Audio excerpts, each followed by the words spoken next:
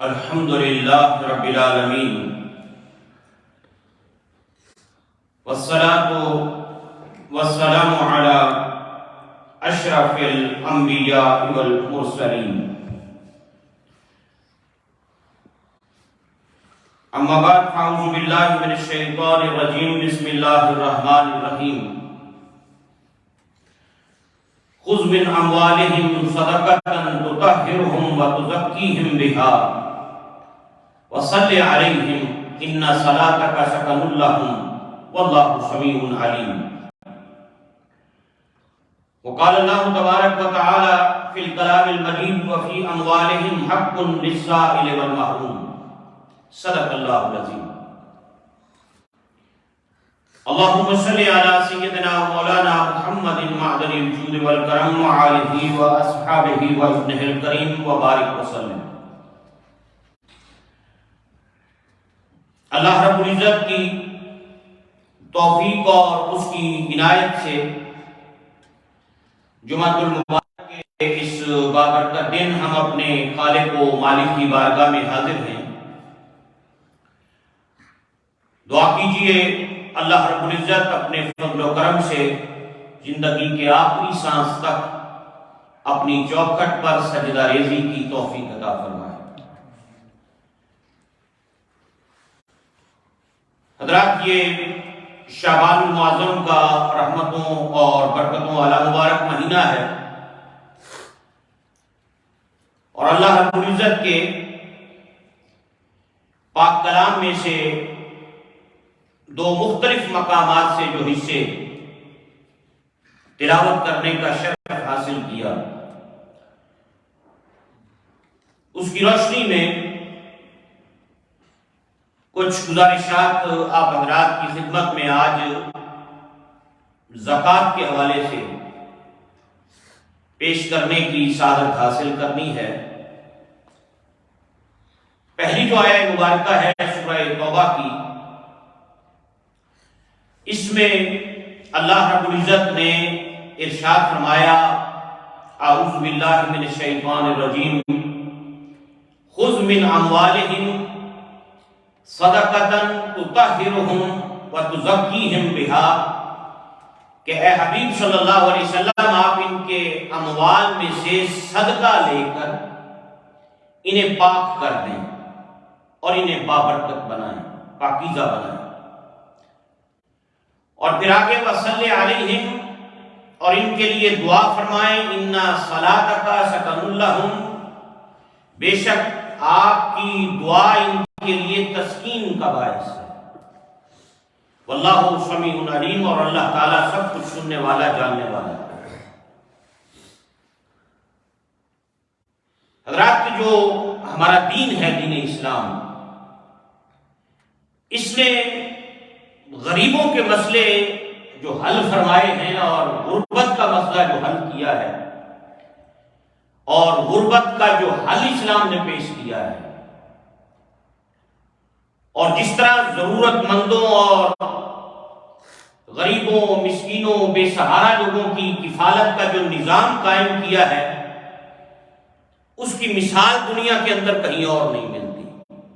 یعنی دیگر جتنے آسمانی مذاہب ہیں یا آج جو آسمانی مذاہب ہونے کا دعویٰ کرتے ہیں، کلیم کرتے ہیں، یا دنیا کے اندر اور بہت سے لوگ موجود ہیں، ان سب کو اگر ہم دیکھیں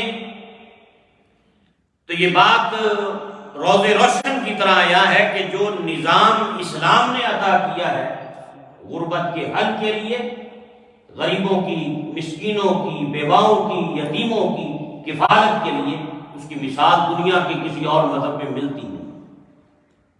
اسلام کا یہ اتنا خوبصورت نظام ہے کہ اس کی مثال کہیں اور نہیں ہے جو اسلام نے اس کا حل پیش فرمایا ہے۔ اللہ اکبر۔ اور پھر اسلام نے اہل ایمان پر، اہل اسلام پر زکوٰۃ کو فرض کیا ہے، اور یہ دین اسلام کے اہم ترین ارکان میں سے ایک رکن ہے، اہم رکن ہے اسلام کا زکوٰۃ۔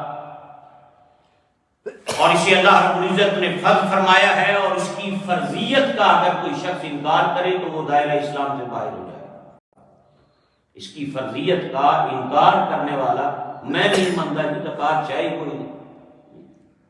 اگر کوئی شخص زکوٰۃ کی فرضیت کا انکار کرے تو وہ دائرہ اسلام سے باہر۔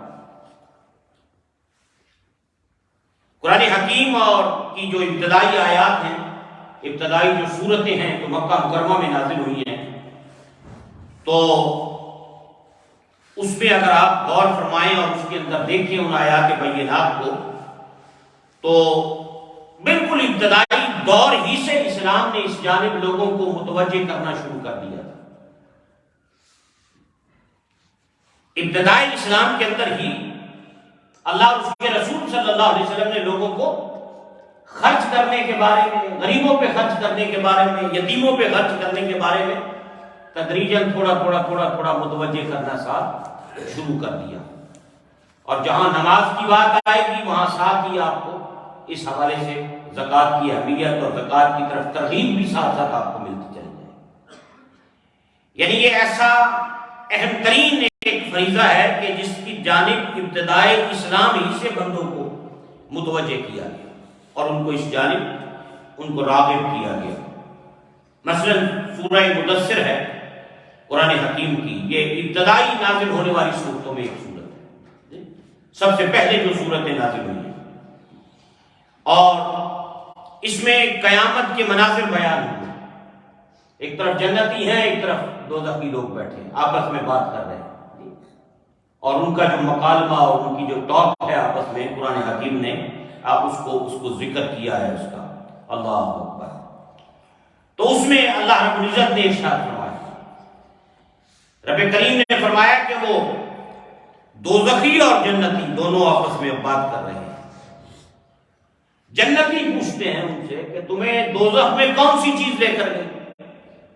قرآن حکیم نے سورہ مدثر کے اندر اس کا ذکر فرمایا، ما سلککم فی سقر، کہ تمہیں کیا چیز دوزخ میں لے گئے؟ اب وہ دوزخی آگے سے جواب دیتے ہیں جنتیوں کو، وہ کہتے ہیں قالوا، وہ بولے لم نکو من المصلین ولم نکو نطعم المسکین، کہ ہم نہ نماز پڑھنے والوں میں سے تھے اور نہ مساکین کو کھانا کھلانے والوں میں سے تھے۔ اب وہ ایک دوسرے وہ اپنے کو پوچھ رہے ہیں تم جہنم میں کیوں گئے؟ ان کا اس لیے نہیں گئے کہ ہم نماز نہیں پڑھتے تھے، دوسرا ہم مساکین کو غریبوں کو کھانا نہیں کھلاتے تھے۔ اللہ اکبر۔ وَكُنَّا نَخُوضُ مَعَ الْخَائِضِينَ، اور حق کے خلاف جو باتیں بنانے والے تھے نا، جو حق کے خلاف تھے اور حق کے خلاف باتیں بنانے والوں کے ساتھ ہم بھی بیٹھ کر باتیں بناتے رہتے تھے۔ یہ ان کے جرم اللہ رب العزت نے بیان کیا۔ اللہ اکبر۔ اور پھر فرمایا وَكُنَّا نُكَذِّبُ بِيَوْمِ الدِّينِ، اور جو روز جزا تھا، جو قیامت کا دن تھا، اس کا مذاق اڑاتے تھے، اس کو جھٹلاتے تھے۔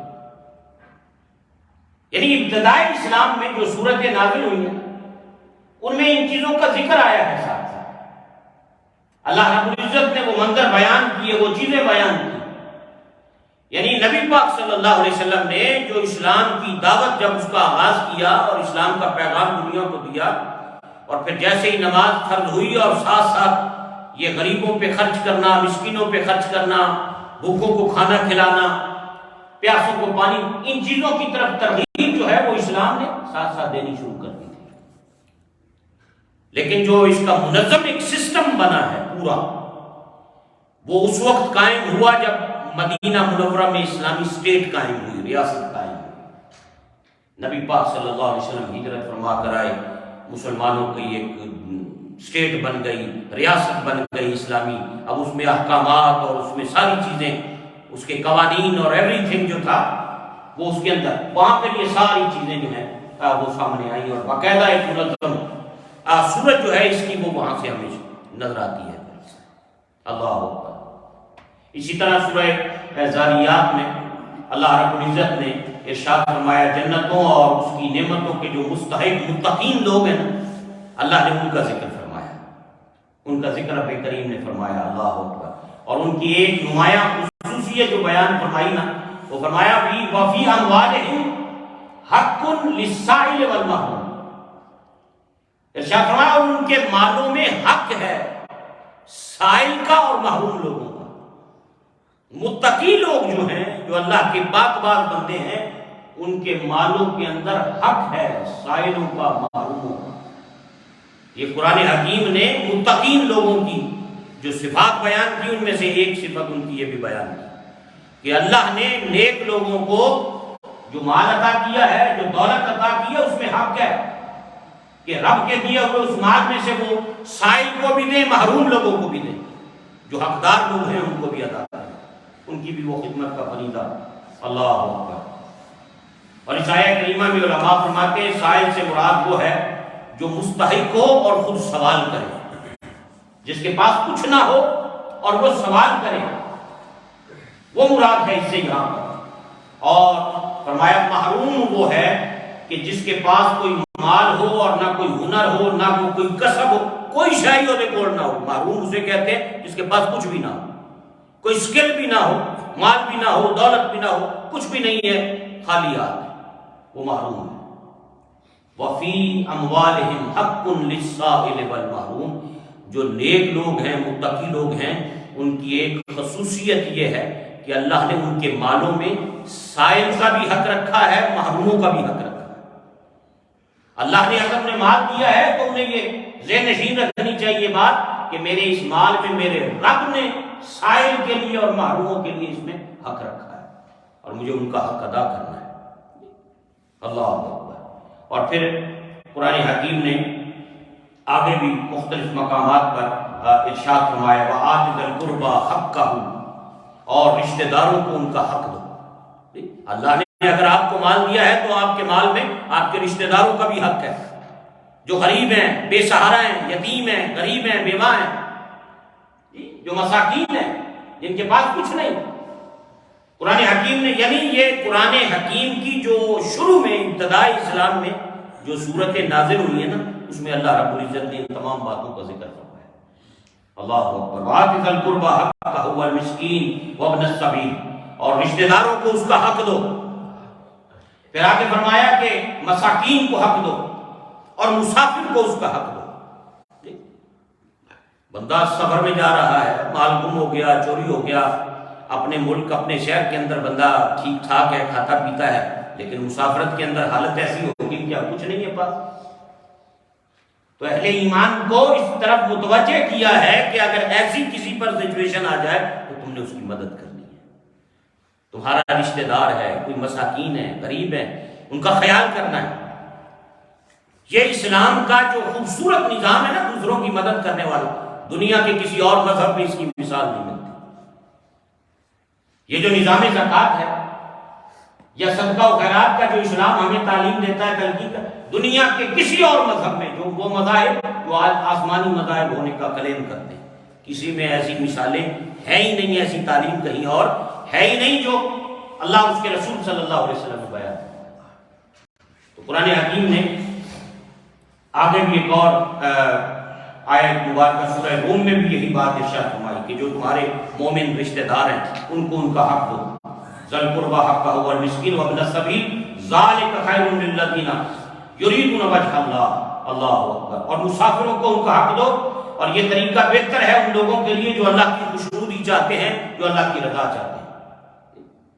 تو قرآن حکیم نے حضرات یہ ابتدائے اسلام کے اندر ہی میرے آقا کریم صلی اللہ علیہ وسلم نے ان چیزوں کے بارے میں جو تھا وہ اور اس کی تعلیم سرور عالم صلی اللہ علیہ وسلم نے دینی شروع فرمائی۔ اللہ اکبر۔ صدقہ فطر جو ہے یہ ہم رمضان المبارک کے جو اختتام سے پہلے ہم ادا کرتے ہیں، روزوں کے ختم ہونے سے کے ساتھ ساتھ حضرات یہ 2 ہجری میں مدینہ منورہ میں یہ واجب ہوا، یہ 2 ہجری میں واجب ہوا جی۔ اور اسی طرح زکوٰۃ کی جو باقی مدات ہیں وہ بھی اسی سال 2 ہجری کے اندر واجب ہوئی ہیں، یہ بھی اسی موقع پہ واجب ہوئی۔ اجمالاً یعنی تھوڑا تھوڑا زکوٰۃ کا حکم مکہ مکرمہ میں آ گیا تھا، ترغیب دی گئی، خرچ کرو، یتیموں پہ کرو، بیواؤں پہ کرو، مساکین پہ کرو، سائل لوگوں پہ کرو، محروم لوگوں پہ کرو۔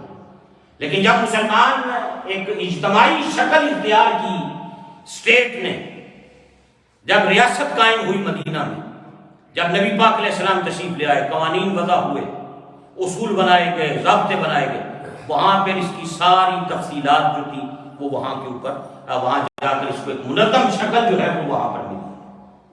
اس کی باقی مدات اور اس کی باقی تمام تفصیلات اور اس کی چیزیں جو ہیں وہ اللہ رب العزت نے پھر اس کا بیان فرمایا۔ اللہ اکبر۔ اور حضرات پھر اس کی تفصیلات ساری قرآن حکیم نے بیان فرمائی۔ میں اختصار کے ساتھ ساتھ چیزیں جو ہیں وہ اس جمعے میں اور انشاءاللہ کچھ اگلے جمعے میں آپ حضرات کی خدمت میں ساتھ ساتھ عرض کرنا چاہوں گا کہ یہ بہت ہی ایک اسلام کی جو تعلیم ہے انتہائی اہمیت کی یہ حامل ہے، اور قرآن حکیم نے اس کا ذکر جو ہے سورہ مزمل کی جو ابتدائی یہ بھی وحی الہی نازل ہونے کی ابتدائی صورتوں کے اندر سورہ مزمل ہے، اس میں بھی یہ آیات پہ اگر آپ غور فرمائیں تو یہ چیزیں آپ کو اس کے اندر مل جائیں گی۔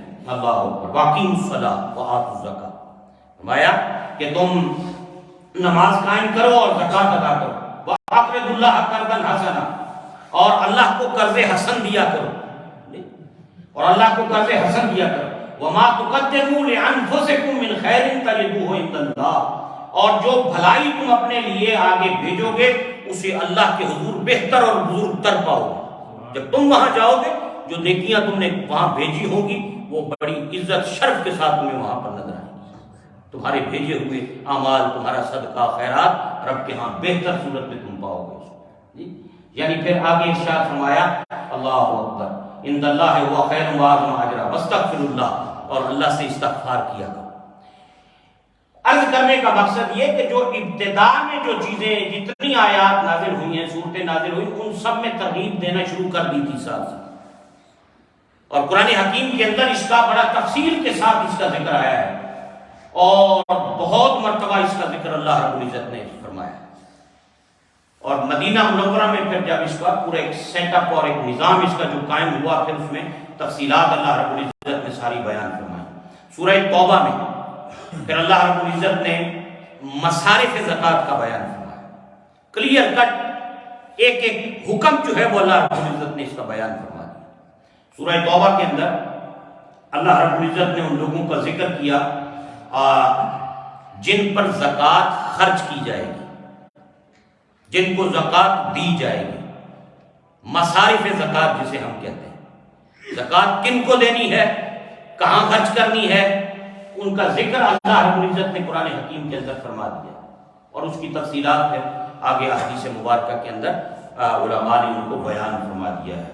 وہ قرآن حکیم نے جو ارشاد فرمائی ہیں چیزیں وہ آپ حضرات کی خدمت میں وہ بھی میں ساتھ اختصار کے ساتھ، یہ سورہ توبہ کی جو آیات بینات ہیں 56 سے لے کر 60 تک، 56 سے لے کر اور 60 تک جو آیات بینات ہیں ان میں ان مصارف زکوٰۃ کا اور باقی چیزوں کا اللہ رب العزت نے ذکر فرمایا ہے، تاکہ لوگوں کو پتہ چل جائے کہ کس کو دینی ہے، اور کوئی غیر مستحق اور لالچی بندہ زکوٰۃ پہ نظر لگا کے نہ بیٹھے۔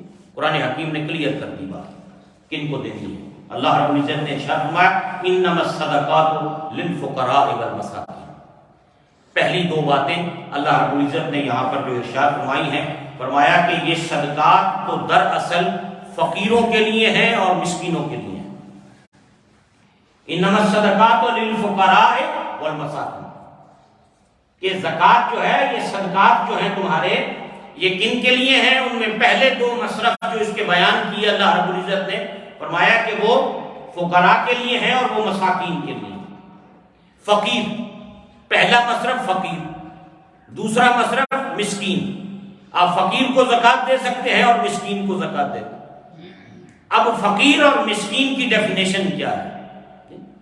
یہ سمپل سے چیزیں ہیں اور ان کو سمجھنے کی ضرورت ہے۔ بعض اوقات پھر احباب اس میں پوچھتے ہیں جی وہ فلانا بندہ ہے وہ کو لے بھی ہے فلانی شے نہیں ہے، انہوں دے سکتے ہیں کہ نہیں دے سکتے؟ جو قرآن حکیم نے چیزیں بیان کرنی ہے اگر بندے کے پیش نظر ہو تو اس کرائیٹیریا پہ بندہ پرکھ لے کہ یہ بندہ پورا اترتا ہے یا نہیں اترتا، تو اس کو سمجھ آ جاتی ہے کہ بھئی یہ یہاں اس طرح اس کو خرچ کیا جا سکتا ہے یا نہیں کیا جاتا۔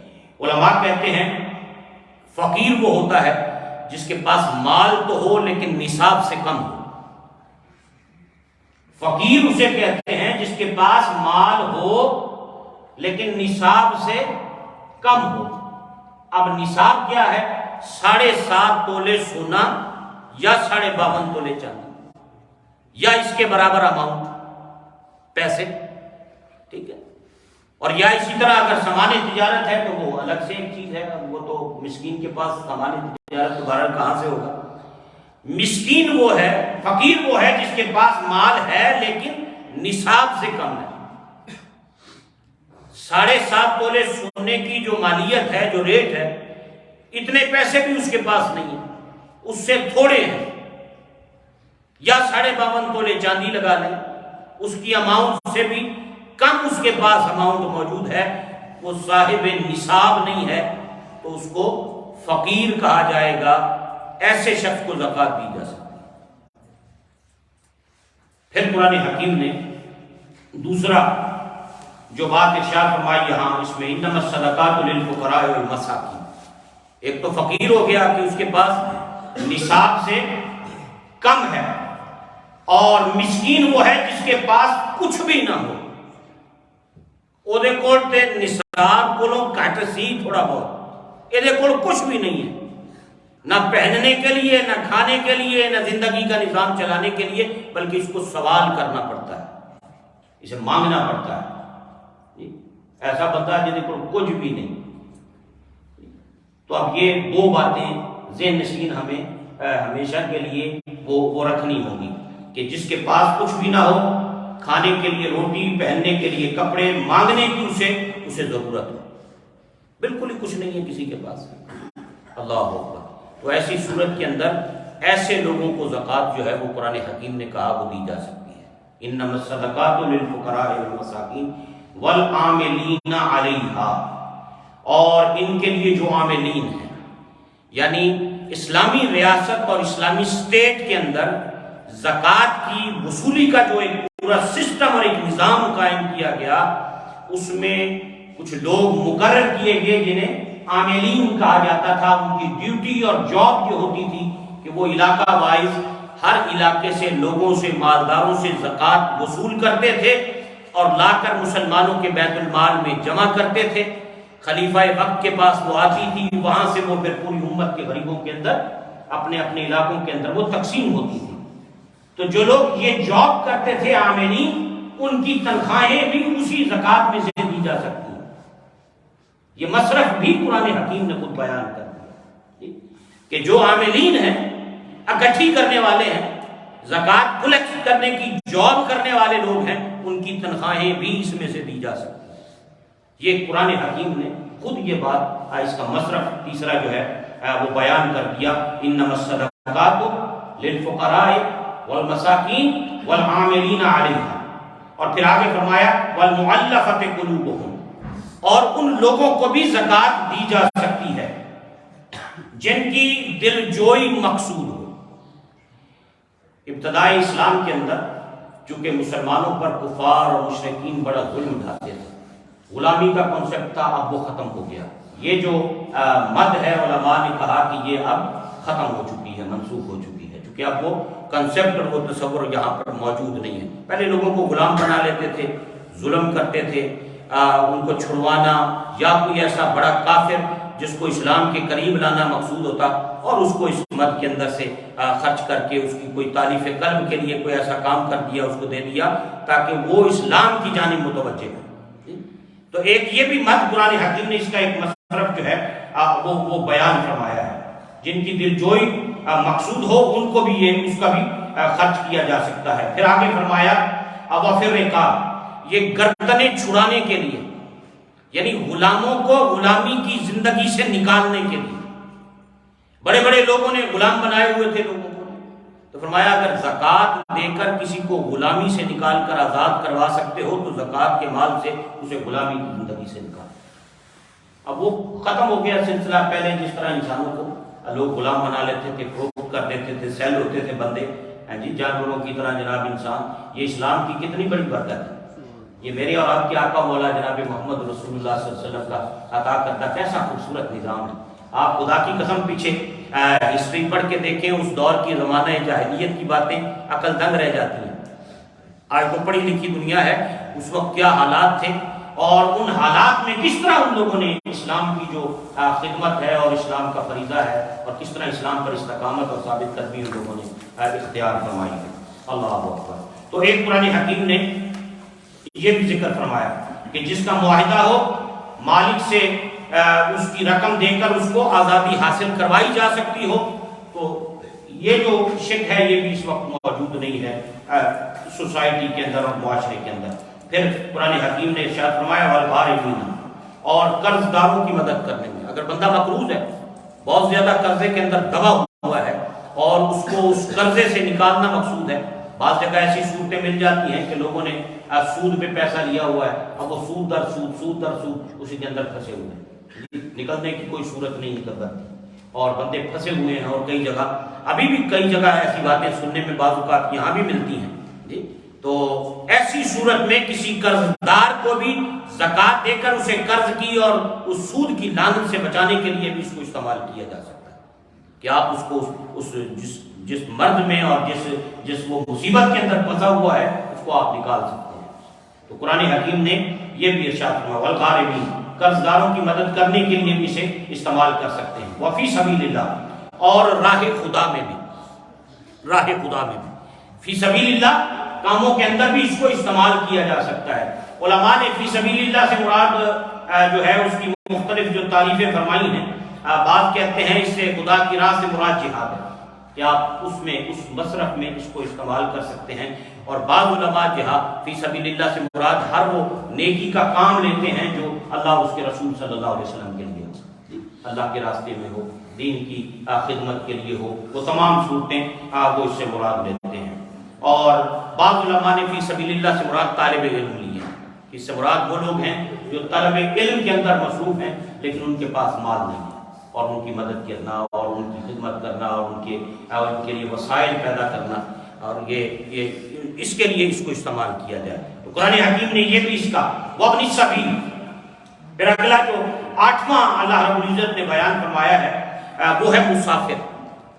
فرمایا کہ اگر کوئی مسافر ہو، اگرچہ وہ اپنے وطن کے اندر امیر آدمی ہے لیکن سفر کرتے ہوئے جا رہا ہے، نقصان ہو گیا، مال تباہ ہو گیا، لٹ گیا، چوری ہو گئی، ڈاکہ پڑ گیا، جل گیا کوئی سامان اس کا، اب وہ وہاں مسافر ہے، تنہا، اس کے پاس اور کوئی چیز نہیں ہے اور وہ اب مجبور ہے کہ اپنے وطن تک واپس پہنچے، تو زکوٰۃ کی مد میں اس کی بھی مدد کی جا سکتی ہے، اس کو مدد کر دی جائے اتنی کہ وہ اپنے گھر تک پہنچ جائے، اپنے مقام اور اپنی وہ جگہ تک پہنچ جائے۔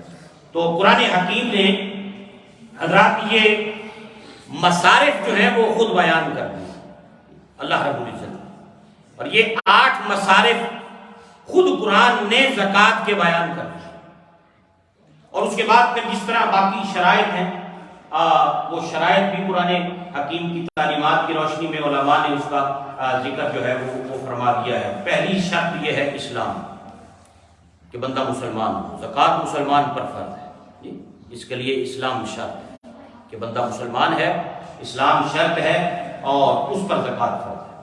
دوسری ہے عاقل اور بالغ ہونا، کہ عاقل بھی ہو، بالغ بھی ہو، بلوغت کو بھی پہنچا ہوا، بالغ پہ فرض ہے، بچے پہ فرض نہیں، عقل مند پر ہے، مجنون پر نہیں ہے، پاگل پن ہے، ڈسیبلٹی ہے، کوئی ایسی بیماری ہے اسے اپنا پتہ ہی نہیں کسی شے کا، تو عقل مند پر، عاقل پر زکوٰۃ فرض ہے، مجنون پہ زکوٰۃ فرض نہیں ہے، جو جس کی عقل زائل ہو، سمجھ ہی نہیں ہے جسے کسی بات کی، تو ایسے اس پر بھی زکوٰۃ نہیں۔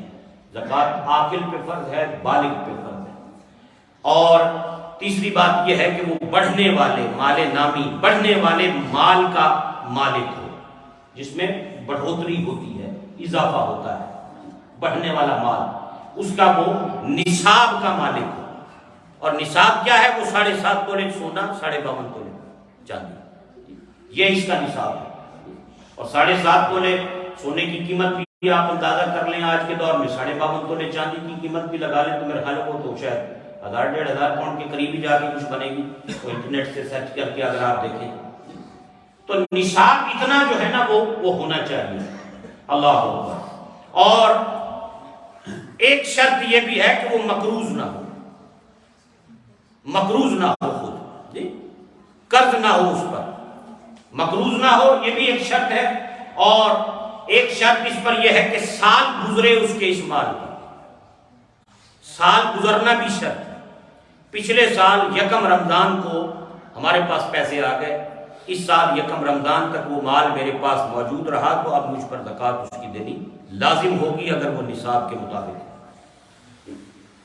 بعض اوقات ایک بات عام طور پہ ایسے ہوتا ہے، یہ بھی ذہن نشین رہے کہ ابتدائی سال کے اندر ہمارے اکاؤنٹس کے اندر یا ہمارے جو لین دین کا ایک سسٹم ہے اور نظام ہے اس کے اندر اگر ہم دیکھیں تو شروع کے اندر 500 پاؤنڈ، 1000 پاؤنڈ یا 2000 پاؤنڈ موجود تھے، درمیان میں وہ کہیں 500 رہ گئے، پھر جناب وہ اگلے مہینے 2000 ہو گئے، کہیں 1500 ہو گئے، کبھی بڑے گھٹے خرچے نکلتے رہے۔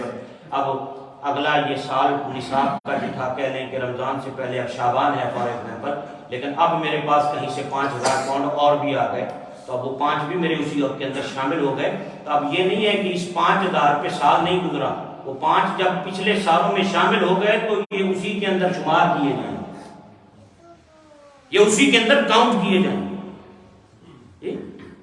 سال گزرنے والی بات کے بعد کنفیوژن سی لوگوں کے اندر اس بات سے پیدا ہوتی ہے، بھئی یکم جنوری کو میرے پاس 2000 پاؤنڈ تھے، پھر آگے 3 بھی ہوئے، 4 بھی ہوئے، پھر اب نومبر میں آ کے وہ جناب 3 رہ گئے، اب نومبر کی اینڈ آف نومبر میرے پاس 5-10,000 اور بھی اس کے اندر آ گیا۔ تو میں کہا یہ جو 10,000 آیا ہے یہ تو چونکہ ابھی مہینے 2 پہلے ہی آیا ہے، نہیں، اب چونکہ اسی میں وہ شامل ہو گیا ہے تو یہ پورے سال کے اس کے اندر شامل کیا جائے گا، کاؤنٹ کیا جائے گا، اور یکم سے لے کر دسمبر تک کے یہ جو 12 مہینوں میں ٹوٹل اماؤنٹ اب آخری میرے پاس موجود ہے، مجھے اس پر زکوٰۃ دینی ہوگی۔